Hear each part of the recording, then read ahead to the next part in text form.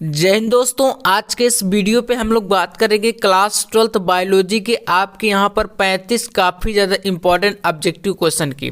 तो वीडियो काफ़ी इंपॉर्टेंट है, आपको पूरा अंत तक बने रहना है और यहाँ पर हम लोग जल्द ही इन क्वेश्चन का पूरा सोल्यूशन देखने वाले हैं। ठीक है, तो वीडियो को आप लोग अंत तक जरूर वॉच करिएगा।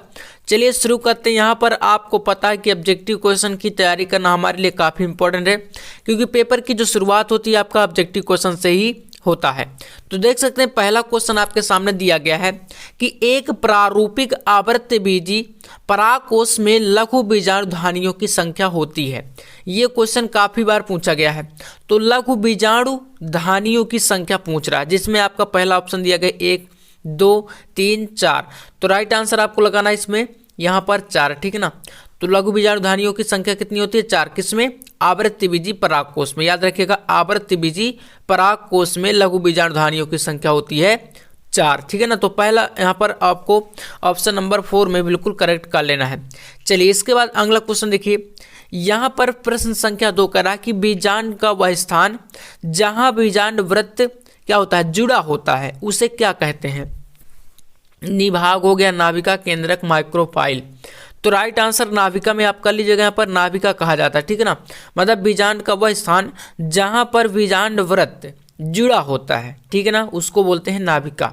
तो सेकंड आपका ऑप्शन बिल्कुल यहाँ पर करेक्ट हो जाएगा। चलिए अगला देखिए। निभाग पाया जाता है कहाँ पर पाया जाता है? परागकण में, बीजांड में, भ्रूणपोष में या इन सभी में?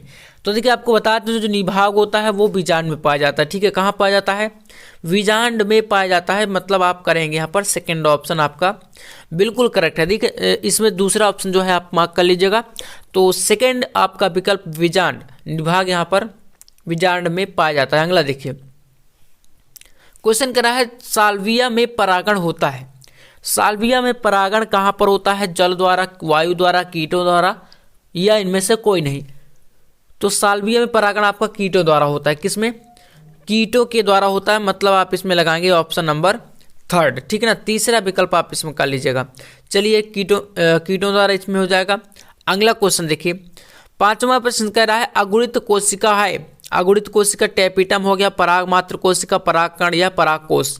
तो यहाँ पर राइट आंसर लगाना है आपको परागकण में। ठीक है ना। परागकण आपका क्या है? ये अगुणित कोशिका है। तो हम लगा लेंगे आपका ऑप्शन नंबर 3। ठीक है ना। चलिए क्वेश्चन नंबर 6 देखते हैं। प्रश्न संख्या 6 में कहा गया है कि द्विनिषेचन यानी कि जो डबल फर्टिलाइजेशन की क्रिया होती है, प्रोसेस होता है, ये आपकी काहे में होता है? सवाल में, कवक में, आवृत्तबीजी पादपों में या अनावृत्तबीजी पादपों में? तो राइट आंसर मारिएगा आप लोग यहाँ पर ऑप्शन 3 में। ठीक है ना। आवृत्तबीजी पादपों में डबल फर्टिलाइजेशन का प्रोसेस होता है। ठीक है ना। तो तीसरा विकल्प यहाँ पर बिल्कुल करेक्ट है। चलिए इसके बाद देखते हैं क्वेश्चन नंबर 7। देखिए कह रहा है कि परिभ्रूणपोष जिसे बोलते हैं पेरिस्पर्म अवशेष है। बताइए जो परिभ्रूणपोष यानी कि जो पेरिस्पर्म है ये किसका अवशेष है? आपको बताना है। बीजांड काय का, अंतः अध्यावरण का या बीजांड द्वार का या बाह्य अध्यावरण का? ठीक है ना।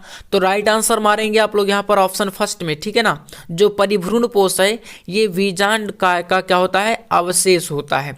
याद रखिएगा पहला विकल्प इसमें आपका बिल्कुल करेक्ट है। ठीक है ना। चलिए अगला क्वेश्चन देखिए। ग्राफियन पुटिका पाई जाती है, किसमें पाया जाता है? स्तनियों के अंडाशय में, लसिका गांठों में, स्तनियों की प्लीहा में या मेढक के अंडाशय में? तो राइट आंसर मारिएगा आप लोग इसमें जो है ऑप्शन फर्स्ट इसमें आपका राइट होगा स्तनियों के अंडाशय में। ठीक है ना। तो पहला विकल्प आपका देख रहे हैं ग्राफियन पुटिका कहाँ पाई जाएगी?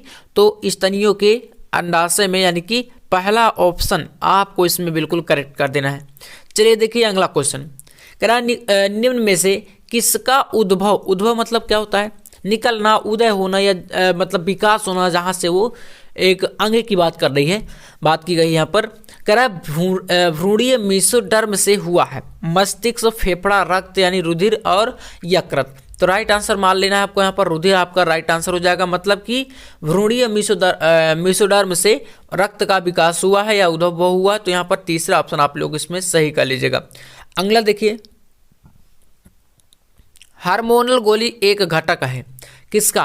तो LH हो गया, प्रोजेस्टेरॉन हो गया, FSH हो गया, थायरॉक्सिन हो गया। तो इसमें मान लीजिए आप लोग प्रोजेस्टेरॉन। ठीक है ना।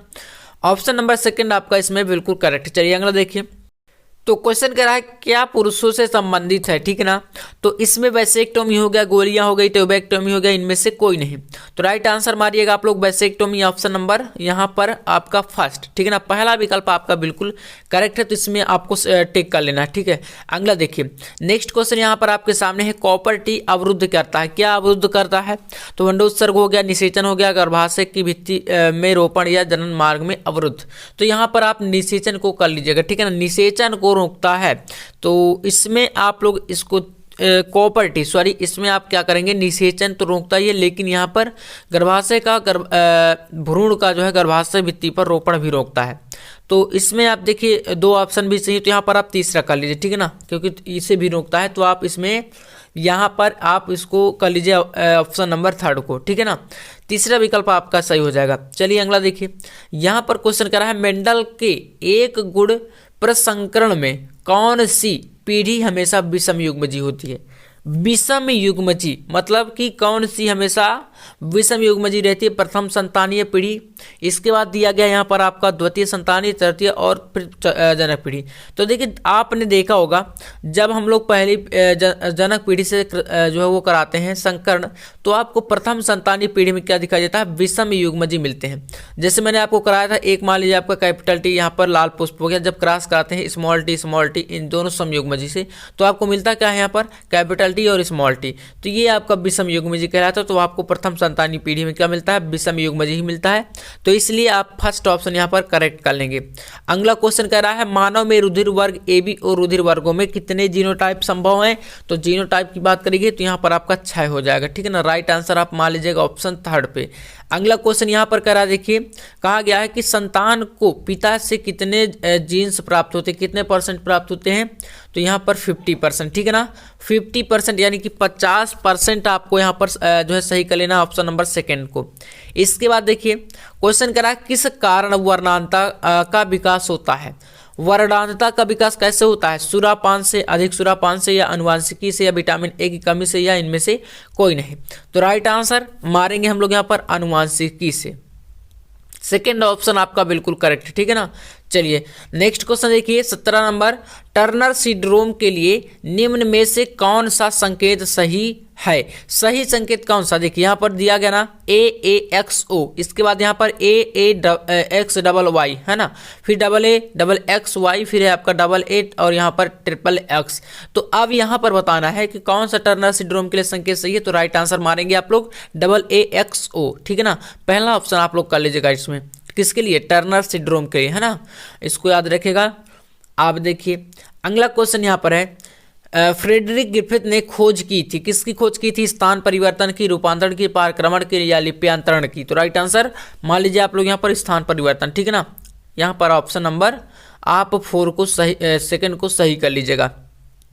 19 नंबर क्वेश्चन देखिए, आरएनए अणु में थायमीन का विस्थापन होता है। मैंने आपको बताया था ना, जैसे हमने देखिए आरएनए और डीएनए को अच्छे से हमने समझा है, तो इसमें आपका जो यहाँ पर ग्वानिन है, इसके द्वारा तो होता नहीं है, इसमें थायमीन की बात करी गई है ना। तो इसमें जो यूरेसिल होता है, यूरेसिल जो आपका यहाँ पर एडिनिन है, देखिए डीएनए जो होता है एडिनिन के साथ डबल बॉन्ड यानी कि द्वि आबंध के साथ यहाँ पर थायमीन जुड़ता है। और जो आरएनए की अगर बात करेंगे तो इसी थायमीन के स्थान पर आपका यूरेसिल आ जाता है। ये परिवर्तन आपको आरएनए में देखने को मिलता है। तो आप इसमें कर लीजिएगा ऑप्शन नंबर सेकेंड को, ठीक है ना। दूसरा ऑप्शन आपका बिल्कुल यहाँ पर करेक्ट है। 20 नंबर क्वेश्चन कह रहा है, डीएनए पॉलीमरेज एंजाइम की खोज करने वाले वैज्ञानिक कौन थे। तो राइट आंसर आप इसमें मार लीजिएगा ऑप्शन फर्स्ट यानी कि कार्नबर्ग, ठीक है ना। और यहाँ पर डीएनए पॉलीमरेज की बात करी गई है। तो पहला विकल्प आपका बिल्कुल करेक्ट है। चलिए अगला देखते हैं। नेक्स्ट क्वेश्चन, संदेश वाहक आरएनए जिसे बोलते हैं mRNA, ठीक है ना, mRNA मैसेंजर आरएनए को बताइए किसका निर्माण होता है, कहाँ पर होता है, केंद्रक में, राइबोसोम्स में, गाल्जिकाय में, या एंडोप्लाज्मिक में, ठीक है ना। तो राइट आंसर यहाँ पर आप लोग मारिएगा ऑप्शन नंबर फर्स्ट में यानी कि केंद्रक में होता है, ठीक है ना। तो जो संदेशवाहक आरएनए होता है mRNA जिसे बोलते हैं, उसका निर्माण केंद्रक में होता है। तो फर्स्ट ऑप्शन बिल्कुल करेक्ट है। अगला क्वेश्चन, पीत ज्वर का वाहक है एनाफ्लीज, क्यूलेक्स मच्छर, एडीज मच्छर, या मस्का मच्छर।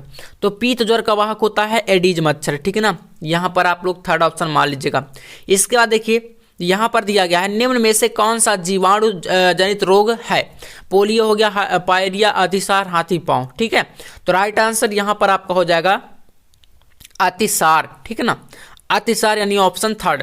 देखिए नेक्स्ट क्वेश्चन कह रहा है टीबी के टीके का नाम PASOPV या DPT है ना, और नेक्स्ट है BCG।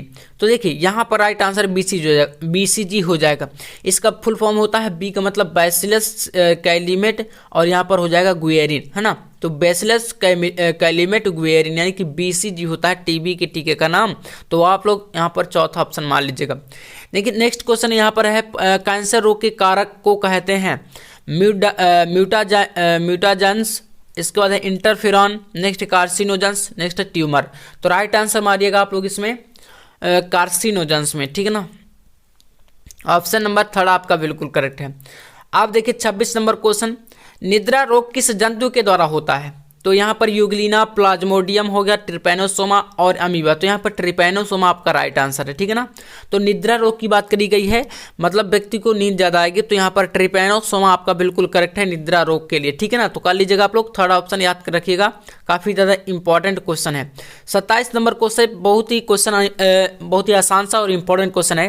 पेनिसिलिन की खोज किसने की थी। तो भैया बीजमान, स्मिथ, यहाँ पर फ्लेमिंग और आर्बर आपको पता होगा, तो कर लीजिए फिर। फ्लेमिंग में यहाँ पर अलेक्जेंडर फ्लेमिंग ने पेनिसिलिन की खोज करी थी, तो राइट आंसर आपका थर्ड ऑप्शन इसमें हो जाएगा। 28 नंबर क्वेश्चन पे आइए, देखिए शर्करा से एल्कोहल का उत्पादन करने वाला कारक क्या कहलाता है। तो ईस्ट हो गया, पेनिसिलियम, राइजोपस या म्यूकर। तो राइट आंसर यहाँ पर ईस्ट में मारिएगा। ठीक है ना, ईस्ट आपका पहला ऑप्शन इसमें बिल्कुल करेक्ट है। ईस्ट से जो है उत्पादन होता है शर्करा का।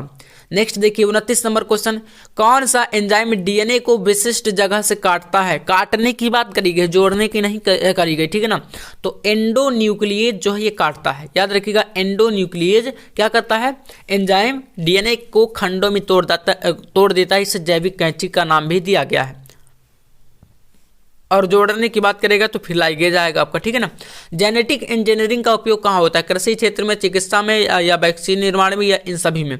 तो याद रखिएगा यहाँ पर आपका राइट आंसर ऑप्शन 4 हो जाएगा। ठीक है ना, जेनेटिक इंजीनियरिंग का निर्माण कृषि में भी, चिकित्सा में भी, वैक्सीन निर्माण में भी, तो मतलब ये सभी आपका राइट आंसर हो जाएगा इसमें। ठीक है ना, 31 नंबर क्वेश्चन कह रहा है एपिसोम निम्नलिखित में से किससे संबंधित है। गुणसूत्र, आरएनए, प्लाज्म या गाल्जी का है। तो एपिसोम जो होता है ये प्लाज्म से संबंधित है, यानी कि आपको इसमें कर लेना है यहाँ पर राइट आंसर ऑप्शन नंबर इसमें आपको थर्ड। ठीक है ना, तो तीसरा विकल्प आप इसमें मान लीजिएगा प्लाज्म्स। ठीक है ना, अगला क्वेश्चन देखिए, पॉलीमरेज श्रृंखला यानी कि जिसे PCR बोलते हैं, यानी कि पॉलीमरेज चैन रिएक्शन भी से बोलते हैं, इसको किसने खोजा था, कैरी मुलिस। यहाँ पर आपका राइट आंसर हो जाएगा। ठीक है ना, कैरी मुलिस ने PCR की खोज करी थी। ठीक है, तो याद रखिएगा पहला ऑप्शन आपका बिल्कुल इसमें करेक्ट हो जाएगा।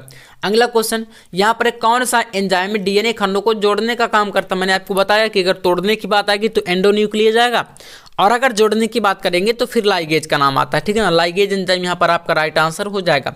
अब इसके बाद देखिए 34 नंबर क्वेश्चन, जीनी अभियांत्रिकी से प्राप्त होता है सुनहरा चावल यानी सुनहरा धान, या इसके बाद ग्लूकोज, फिर है गेहूं, फिर है मक्का।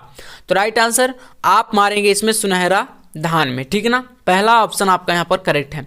तो सुनहरा धान आपका जीनी अभियांत्रिकी से प्राप्त होता है, इसमें आपको मार्क कर लेना। चलिए अगला क्वेश्चन, यहाँ पर समुद्र के किनारे उगने वाले पादप कहलाते हैं जलोद्भिद, लवणोद्भिद, हैलोफाइट या मीसोफाइट।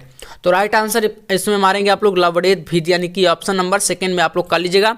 इस प्रकार से 35 क्वेश्चन मैंने आपको करा दिए। अब इनमें से आपने कितने सही किए हैं कमेंट में जरूर बताइएगा। ठीक है ना, और मिलते हैं नेक्स्ट वीडियो में, तब तक के लिए जय हिंद, वंदे मातरम।